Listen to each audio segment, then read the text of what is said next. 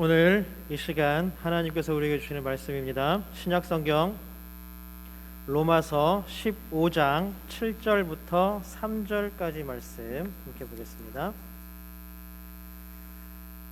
로마서 15장 7절부터 13절까지 말씀입니다.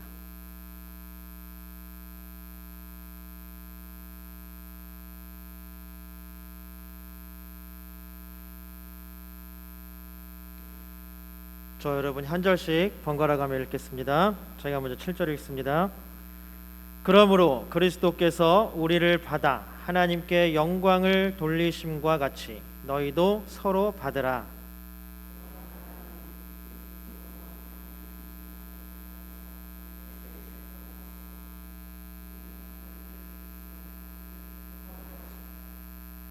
이방인들도 그 긍휼하심으로 말미암아 하나님께 영광을 돌리게 하려 하심이라. 기록된 바 그러므로 내가 열방 중에서 주께 감사하고 주의 이름을 찬송하리로다 함과 같으니라.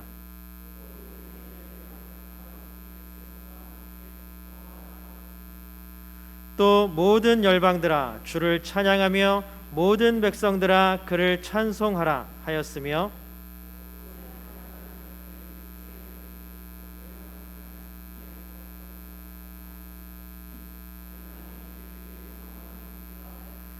함께 읽겠습니다. 소망의 하나님이 모든 기쁨과 평강을 믿음 안에서 너희에게 충만하게 하사 성령의 능력으로 소망이 넘치게 하시기를 원하노라. 아멘.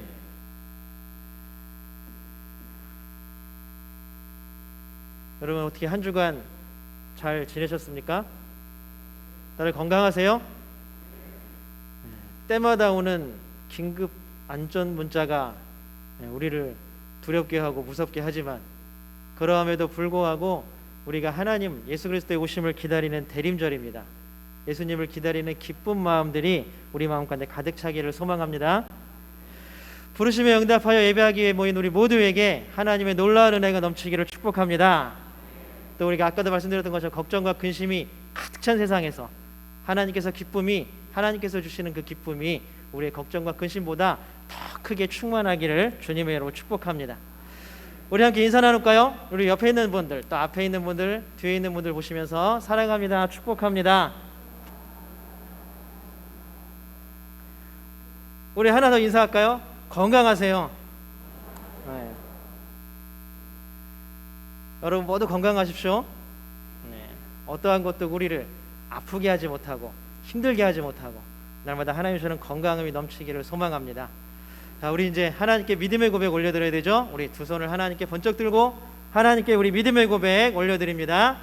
하나님 좋습니다. 감사합니다. 사랑합니다. 하나님이 하시면 무엇이든지 다 이루어집니다. 하나님 좋습니다. 감사합니다. 사랑합니다. 하나님이 하시면 무엇이든지 다 이루어집니다. 아멘. 하나님께 영광의 박수 올려드립니다.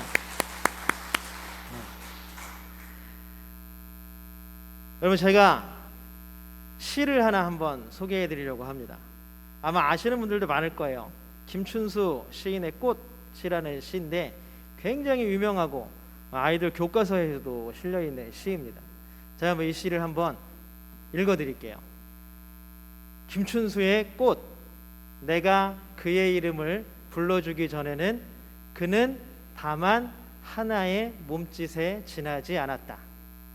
내가 그의 이름을 불러주었을 때 그는 나에게로 와서 꽃이 되었다.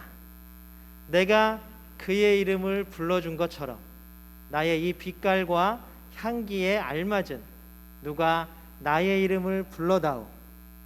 그에게로 가서 나도 그의 꽃이 되고 싶다. 우리들은 모두 무엇이 되고 싶다. 너는 나에게, 나는 너에게 잊혀지지 않는 하나의 눈짓이 되고 싶다. 어떠세요? 이 시 예쁘죠? 그냥 그러신가요? 어렵고 힘들어도 우리가 날마다 시 한 편 읽고 또 그 시에서 감동받는 우리의 삶이 되기를 소망합니다. 참 예쁜 시입니다. 그러니까 간단히 얘기하면 뭐냐 하면 그냥 꽃이 하나 있는데 그것이 내가 그것을 꽃이라고 인식하지 못하고 그냥 왔다 갔다 지나다니면 그 꽃이 나에게 무슨 의미가 있냐 하는 것이죠. 내가 그 꽃을 바라보고 또 그 꽃에게 다가가서 이 꽃으로 인해서 내 마음이 기쁘고 즐겁고 아름다움을 느끼면 그 꽃은 내 인생에 의미가 있는 꽃이 되는 거죠. 그 꽃도 내가 봐줌으로 인해서 그 꽃의 아름다움이 더욱더 의미 있게 된다라는 것입니다. 수많은 사람들이 우리를 스쳐 지나가고 우리 길 다니면 얼마나 많은 사람들이 우리를 스쳐 지나가요. 그렇지만 그 사람들이 누구인지 모르고 그 사람 모두와 관계를 맺지는 않습니다. 그런 것처럼 우리 주변에 수많은 꽃들이 있지만 과연 그 꽃들이 나에게 의미 있는 꽃, 의미 없는 꽃 어떻게 다가오고 있습니까? 오늘 시에 나오는 것처럼 너는 나에게, 나는 너에게 잊혀지지 않는 하나의 의미가 되고 싶다. 제 마음이 그런 것 같아요. 제가 여러분들의 마음 가운데 잊혀지지 않는 하나의 큰 의미가 되기를 소망합니다. 예, 이거는 축복이 아니고 제 소망이에요.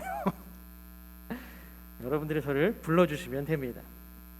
예수님도 처음에 제자들을 이렇게 맞으실 때, 찾으실 때 각자 그들의 이름을 또 그들을 지명하여서 딱 부릅니다. 찬양 중에 또 성경 말씀 중에 내가 너를 지명하여 불렀나니 너는 내 뭐예요? 아들이라고 나죠. 나는 너의 자녀다 라는 말씀이 시편에 나와 있습니다. 우리 마가복음 1장 16절 20절 또 2장 15절을 보면 예수님께서 직접 그 제자들을 딱 지명하여 부르시는 장면들이 나옵니다. 우리 마가복음 1장 16절 먼저 한번 읽어볼까요? 한번 읽어보겠습니다. 시작. 예수께서 이르시되 나를 따라오라. 이 누구예요? 시몬과 안드레를 부르실 때입니다. 20절 한번 읽어보겠습니다. 20절입니다. 같이 읽겠습니다. 시작. 부르시니 예수를 따라가니라. 이건 누구를 부를 때예요? 야고보와 요한을 부르실 때입니다. 2장 15절입니다. 같이 읽어보겠습니다. 시작. 그에게 이르시되 나를 따르라. 따르니라. 중간에는 다 생략된 거예요. 이거는 레위를 부르실 때, 세리였던 레위를 부르실 때에 예수님께서 하신 말씀입니다. 예수님께서도 제자들을 찾으실 때, 제자들을 선정하실 때 그냥 막 따라온 사람 중에 야 너 이렇게가 아니라 예수님께서 직접 찾아다니시면서 그들을 직접 불러서 자기의 제자로 삼아주셨다라는 것입니다. 만약에 이들이 예수님께서 부르시지 않았다면, 그들이 또 응답하지 않았다면 예수님과 이 사람들의 관계는 아무 의미가 없게 되고 말았을 것입니다. 그러나 그 부르심이 그들을 예수님의 제자가 되는 의미, 관계를 만들었다라는 것입니다. 예수님께서는 제자들을 부르셨고 지금도 우리를 부르시고 계십니다. 우리는 하나님의 부르심의 2절에 나온 줄로 믿습니다. 아니 그냥 나오셨나 봐요. 다시 우리가 모두 하나님의 부르심의 2절에 나오신 줄로 믿습니다. 네. 이것이 우리의 신앙의 고백입니다. 예수님도 우리를 부르시지만 하나님도 자신의 백성들을 계속해서 부르십니다. 하나님의 부르시는 모습들이 굉장히 많이 나옵니다. 아담을 부르셨습니다. 그래도 누구를 부르셨습니까? 노아를 부르셨습니다. 그리고 아브라함을 불러주셨습니다. 그리고 또 많은 사람들을 불렀습니다. 모세를 불렀고 또 누구를 불렀어요? 사무엘을 불렀고, 사무엘은 벌써 어렸을 때부터 하나님께서 밤에 3번이나 부르시는 장면이 나오잖아요. 그리고 평생 사무엘은 하나님의 부르심에 응답하며 살았습니다. 그리고 사울을 불렀고 다윗을 불렀고 또 여러 선지자들을 하나님께서는 불러주셨습니다.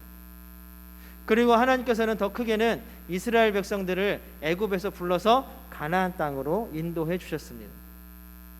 그렇기 때문에 이스라엘 백성들과 하나님은 의미가 있는 관계가 형성된 거죠.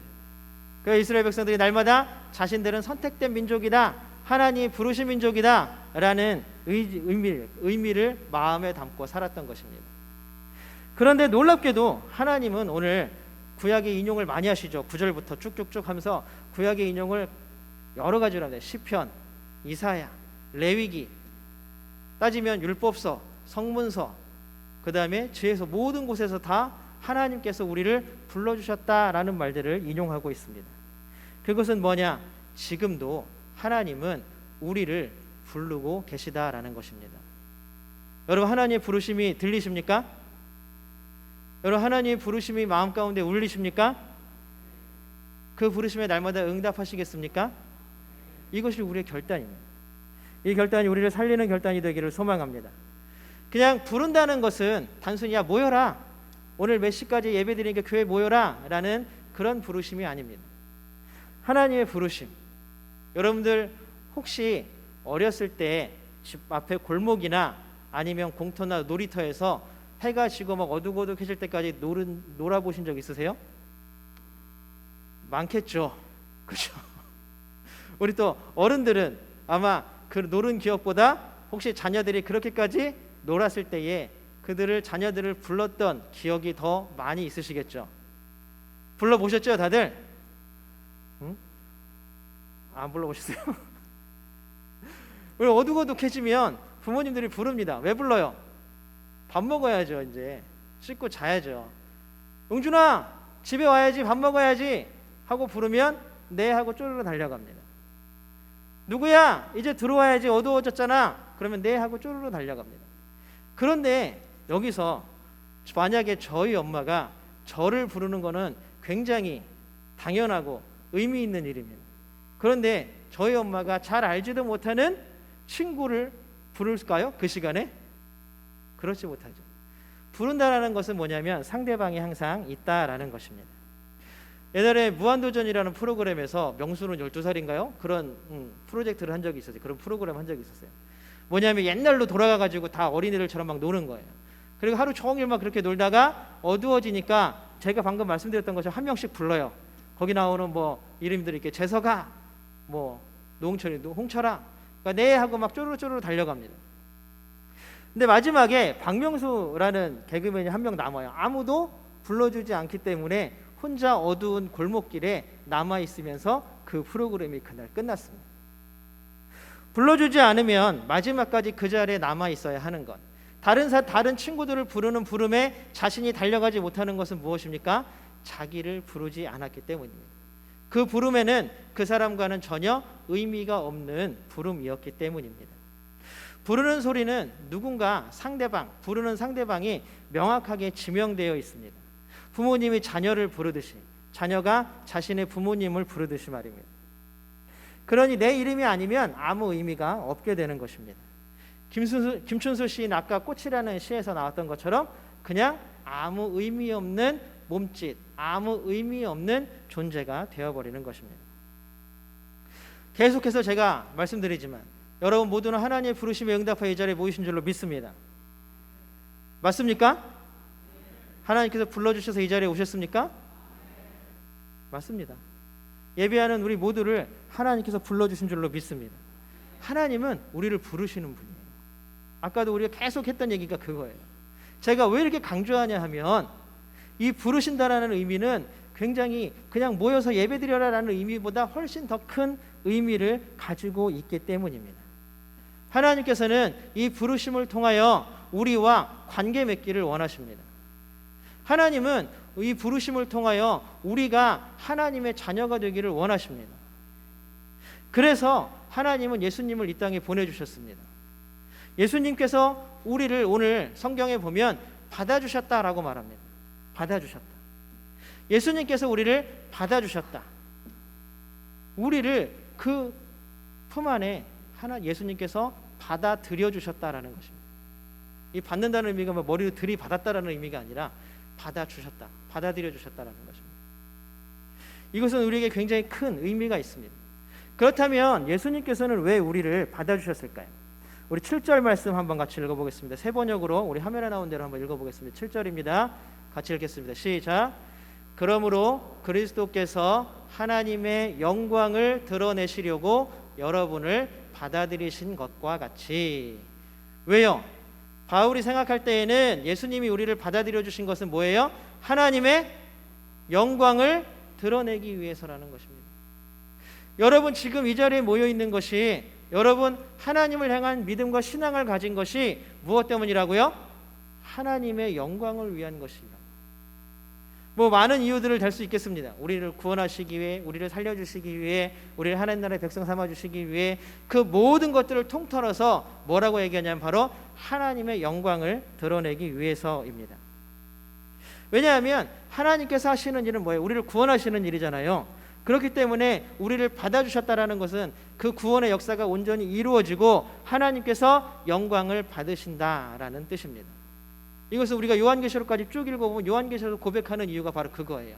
이 나라에 하나님 나라가 온전히 임하는 것, 하나님께서 만드신 모든 사람들이 다 하나님 나라의 백성이 되는 것, 쉽게 말하는 것, 하나님께서 우리를 구원하시는 것, 이것은 다 하나님의 영광을 위해서라는 것입니다. 우리를 너무나 사랑하시는 하나님께서는 우리를 구원의 길로 부르셨습니다. 그냥 야, 너 몇 명 데리고 와, 거기 서 있는 몇 명 일로 와봐, 이게 아니라 우리를 하나하나 찾아오셔서 우리 마음 가운데 하나하나 그 은혜를 채워주셔서 우리를 한 명 한 명 한 명 다 부르셨다라는 사실입니다. 그렇기 때문에 어느 누구도 누구를 따라서 누구 올라갈 때 그냥 휙 빨려들어서 휙 쓸려들어서 하나님께 갈 수 없다라는 사실입니다. 하나님께서 우리를 받아주셨습니다.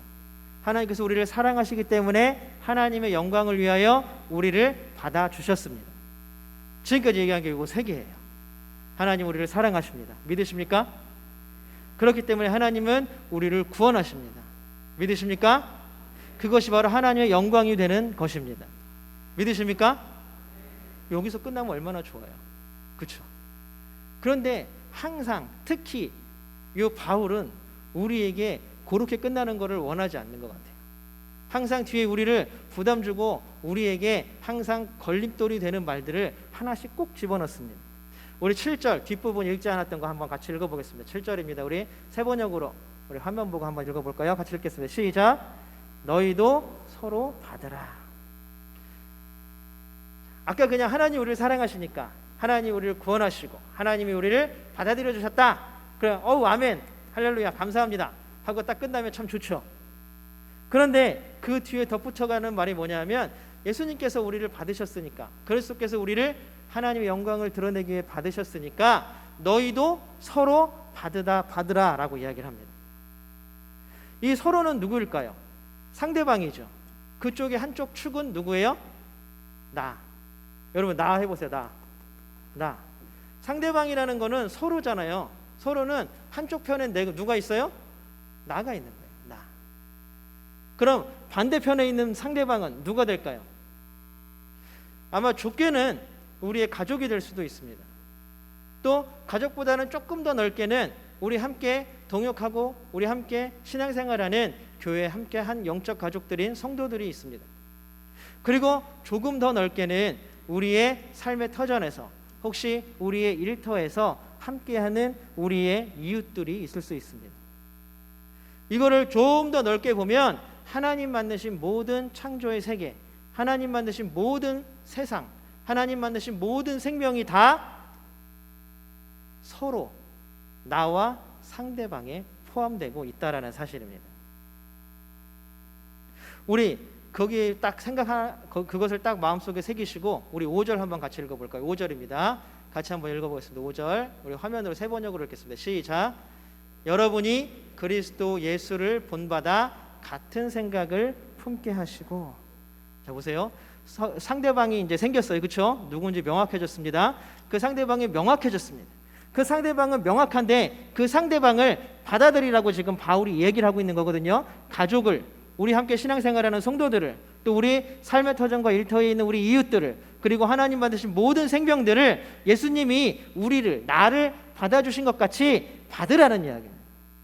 그 5절에서 뭐라고 얘기하냐면, 우리가 오늘 본문을 사실 15장 전체를 다 읽어야 되는데 너무 길어서 우리 뒷부분만 읽은 거거든요.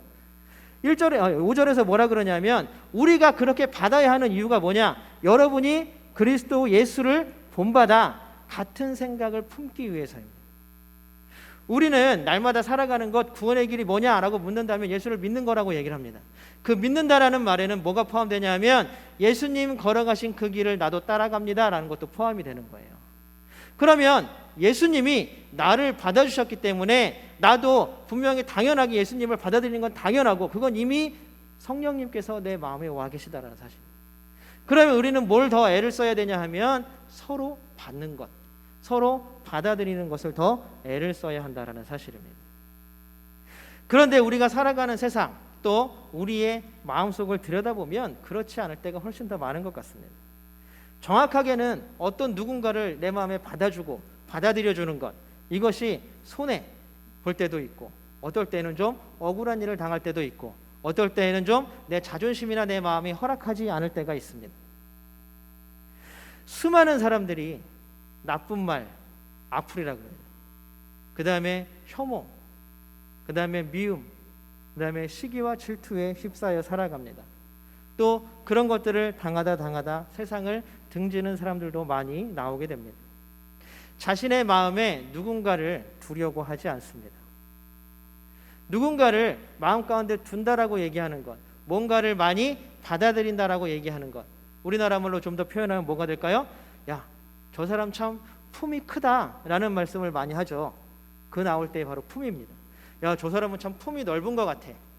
어디에 제일 많이 써요? 엄마의 품. 아기가 엄마 품에 안겼다 라는 말을 많이 하죠.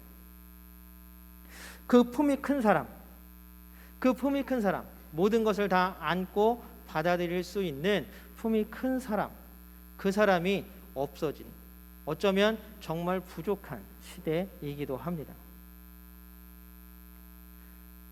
이 품이라는 얘기를 다른 말로 좀 더 하면, 우리가 좀 더 이해하고 말하기 쉬운 말로 좀 표현하면 뭐가 되냐 하면 마음에 여유가 있다라는 거겠죠. 저희 아이들이 어렸을 때 이 스티커를 벽에다 굉장히 잘 붙였어요. 잘 붙였다라는 의미가 뭔지 하여튼 많이 붙였어요. 벽에다가. 하여튼 벽만 보이면 다 갖다 스티커를 붙이네.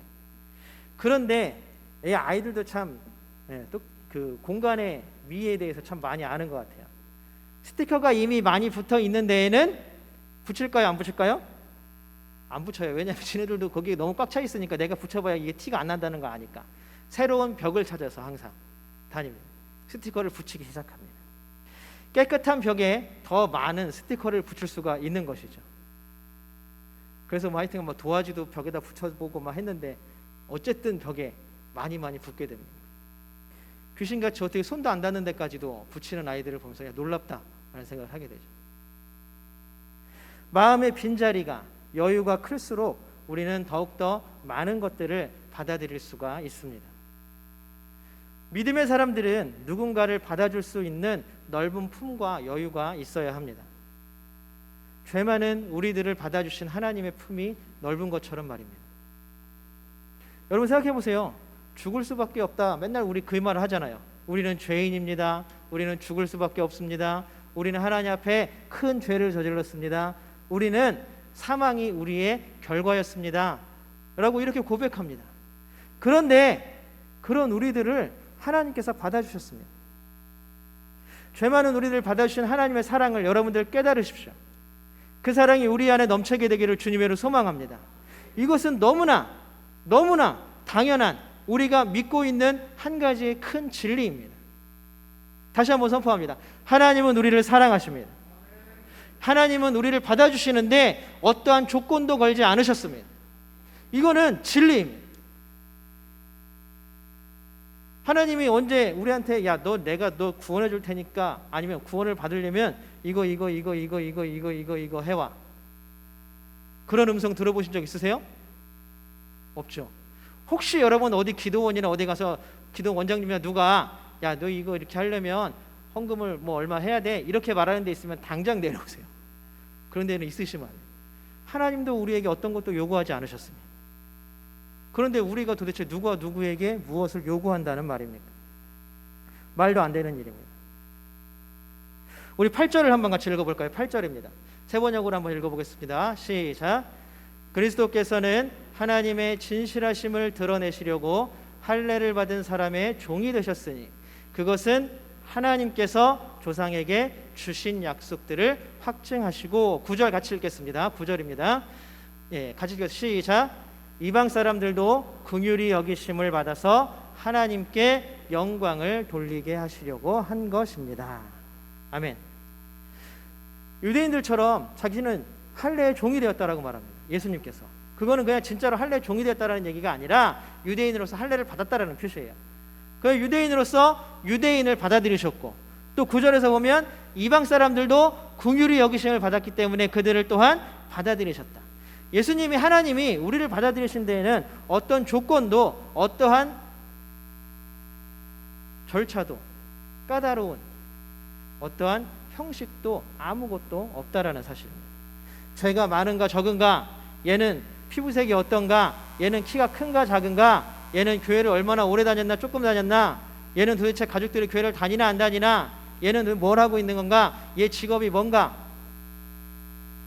하나님께 이런 것들은 아무 문제가 되지 않습니다.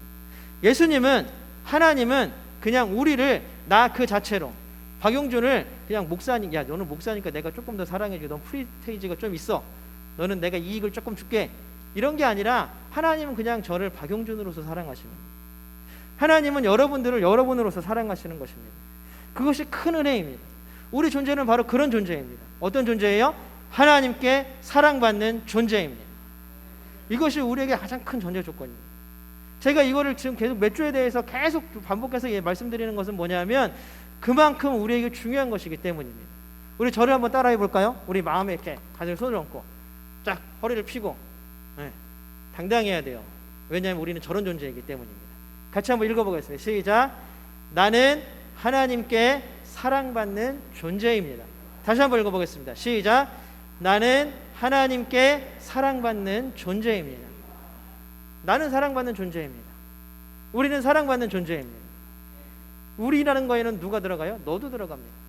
우리 옆에 있는 사람 한번 얼굴 쳐다보시면서, 얼굴 쳐다보면 못 읽으니까 제가 한번 읽어보게 따라오세요. 예, 아니 자꾸 쑥스럽다고 딴 데 쳐다보지 마시고 얼굴을 쳐다보세요. 그러면서 손을 한번 이렇게 가르쳐 주세요. 손으로 상대방을.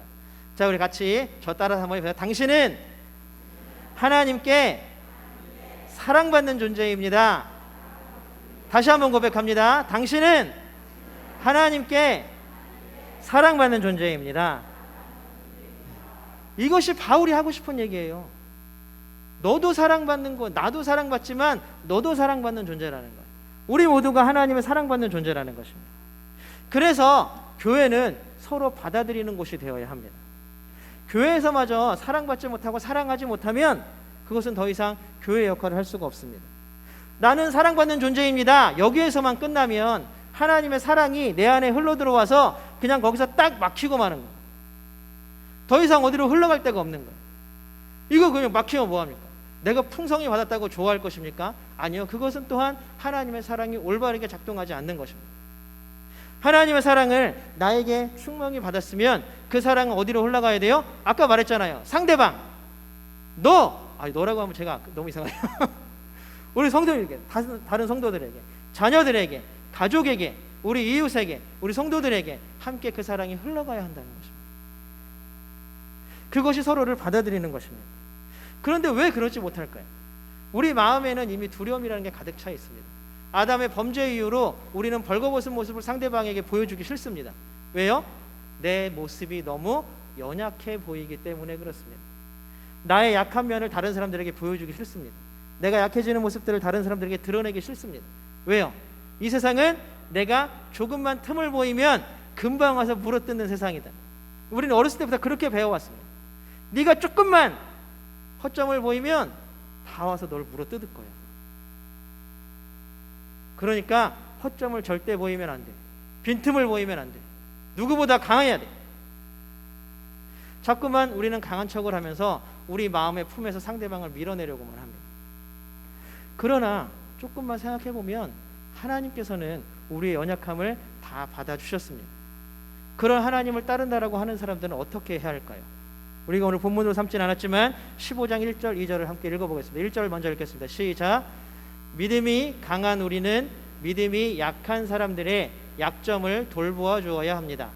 우리는 자기에게 좋을 대로만 해서는 안 됩니다. 우리는 저마다 자기 이웃의 마음에 들게 행동하면서 유익을 주고 덕을 세워야 합니다. 이게 하나님의 뜻이에요.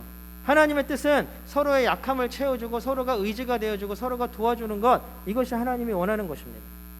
우리가 죽을 수밖에 없는 사망이라는 죄인 그 약점까지도 하나님은 받아주셨습니다. 나만이 아니라 옆에 있는 너도 받아주셨습니다. 이것이 우리에게 전해지는 명백한 진리입니다. 오늘 아까 우리가 봤던 것처럼 9절에서 12절까지 바울은 구약 성경을 계속 인용합니다. 그래서 그 인용하면서 뭐가 되냐면은 유대인이나 이방인이나 똑같이 하나님의 긍휼하심을 입었다는 것입니다. 나나 너나 이 사람이나 저 사람이나 다 하나님의 은혜를 입은 사람들이라는 것입니다. 누구는 하나님의 영광을 위해 살아가고 누구는 하나님의 영광을 위해서 살아가지 않는다, 구분짓는 것이 아닙니다. 사랑하는 성도 여러분, 하나님께서는 죄악된 우리를 받아주셨습니다. 여러분 이 사실을 믿으십니까? 그렇다면 여기 모여있는 모든 분들, 혹시 지금 유튜브로 온라인으로 예배드리는 모든 분들까지도 하나님께서 받아주셨습니다. 지금 내 옆에 있는 사람, 내 앞에 있는 사람 모두를 하나님께서는 받아주신 것입니다.